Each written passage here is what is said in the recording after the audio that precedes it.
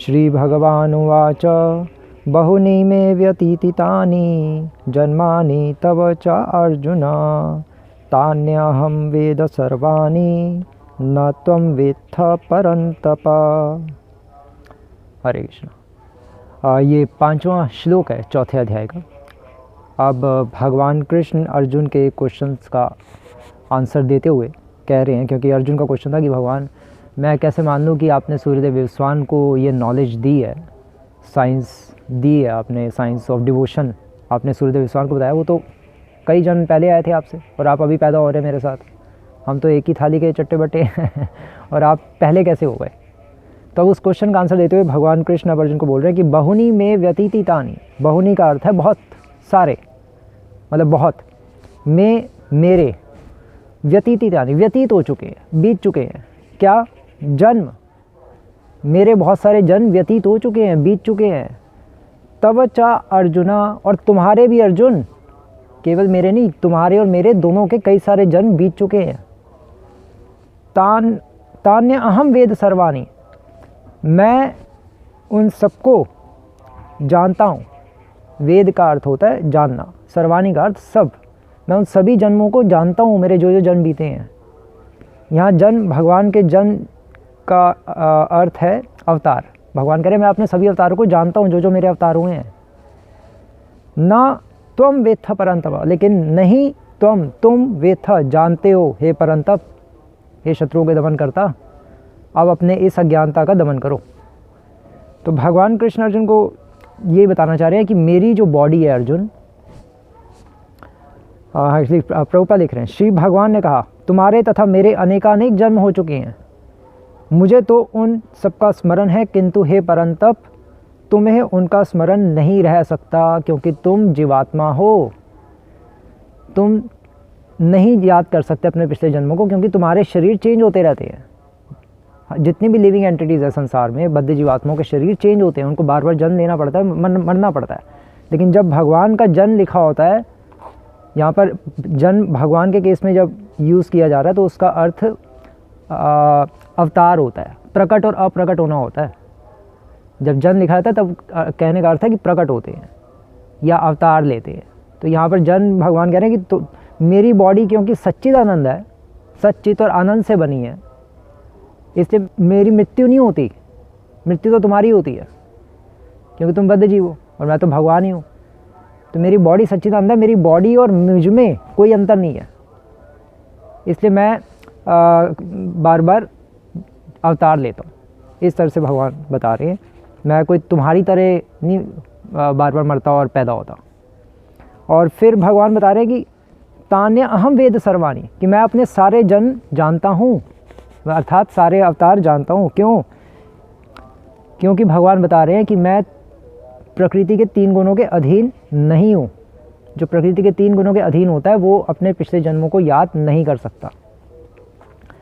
तो भगवान एक्चुअली इस वर्ड से कर्मकांड सिद्धांत काट रहे हैं, क्योंकि कर्मकांडियों के अकॉर्डिंग भगवान भी प्रकृति के 3 गुणों के अधीन है, कृष्ण भी प्रकृति के 3 गुणों के अधीन है, उनका ये कहना है।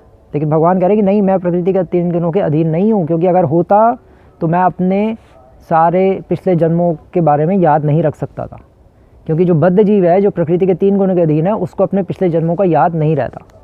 मैक्सिमम से मैक्सिमम वो 50 जन्म तक याद रख सकता है, जैसे भीष्म पितामह को अपने पिछले 50 जन्मों का याद था।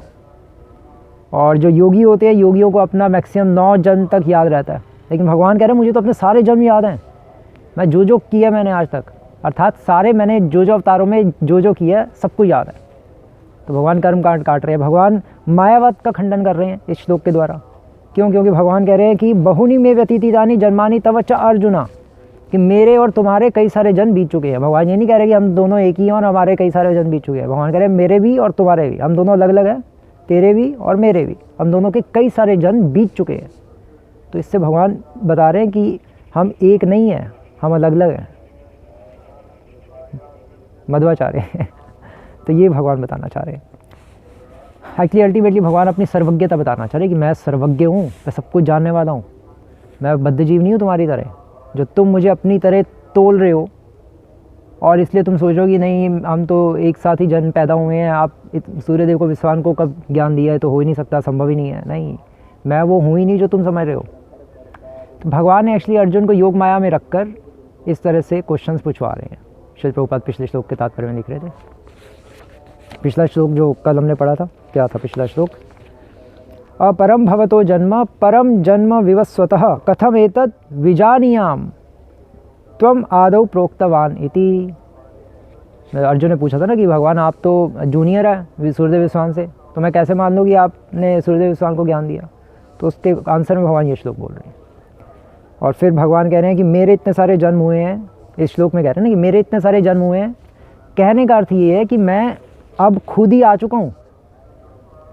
मेरे इतने सारे अवतार हुए हैं लेकिन मैं अवतारी हूँ, मैं खुद ही अब आ गया हूँ इस धरती पे, क्योंकि ब्रह्मा जी के एक दिन में एक बार आते हैं ना भगवान कृष्ण। तो भगवान कह रहे हैं कि अभी मैं खुद ही आ चुका हूँ और मेरे कई सारे जन्म हो चुके हैं, अर्थात मेरे कई सारे अवतार हो चुके हैं और मैं अवतारी हूँ। इसीलिए श्रील प्रभुपाद इस श्लोक के तात्पर्य में 2 श्लोक कोट कर रहे हैं ब्रह्म संहिता से। एक तो ब्रह्म संहिता का 5.33, इसमें भगवान बता रहे हैं 5.33 में कि मैं अवतार लेता हूँ। इसलिए भगवान श्री प्रभुपाद इस श्लोक को कोट करते हुए कह रहे हैं कि अद्वैतम अच्युतम अनादिम अनंत रूपम आद्यम पुराण पुरुषम नवयौवनम च वेदेषु दुर्लभम अधुर्लभम आत्मभक्तौ गोविंदम आदि पुरुषम तम अहम भजामि। फेमस श्लोक है, ये याद कर सकते हैं।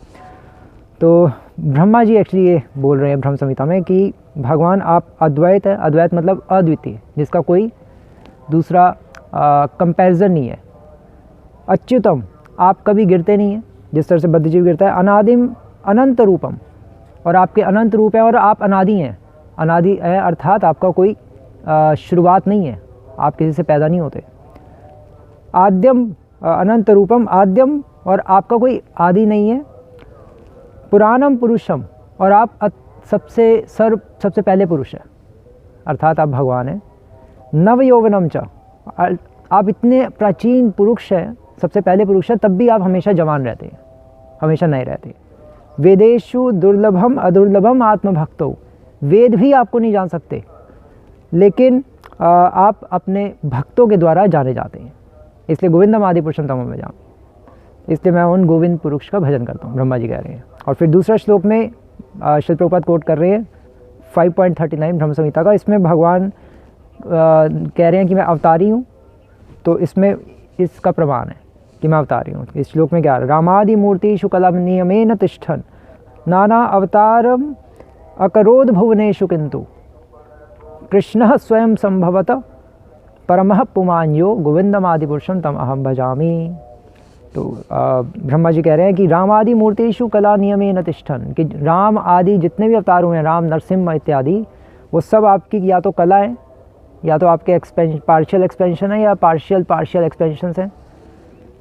नाना अवतारम अकरोद भुवनेषु किंतु, ऐसे आपके कई सारे अवतार हुए हैं, लेकिन किंतु कृष्ण स्वयं संभवत परमः पुमान्यो, लेकिन कृष्ण साक्षात खुद ही भगवान है जो अभी ब्रह्मा जी के एक दिन में अभी आए हुए हैं। गोविंदम आदि पुरुषम तम भजामि, मैं उन गोविंद पुरुष का भजन करता हूँ। तो इस श्लोक में भगवान श्री प्रभुपाद कोट करते हुए बता रहे हैं कि भगवान इस श्लोक के द्वारा बताना चाह रहे हैं कि मैं अवतारी हूँ, मैं अभी ओरिजिनल कृष्ण रूप में ही इस संसार में आ चुका हूँ और मैं कई सारे अवतार लेता हूँ। अर्जुन, कई सारे मेरे जन्म होते हैं, अर्थात अवतार होते हैं, और तुम्हारे जन्म होते हैं बद्धजीव की तरह, लेकिन तुम्हें याद नहीं है क्योंकि तुम बद्धजीव हो, या तुम एक लिविंग एंटिटी हो, तुम्हें तो शरीर लेने पड़ेंगे। जब तुम शरीर लोगे तो तुम्हारी शरीर में और तुम्हारी आत्मा में अंतर रहेगा, लेकिन मैं तो एज इट इज़ ही नीचे आ जाता हूँ अपने, क्योंकि मेरे शरीर और आत्मा में कोई डिफरेंस नहीं है। ये इस श्लोक के द्वारा भगवान बता रहे हैं। हरे कृष्ण। श्री प्रभुपाद की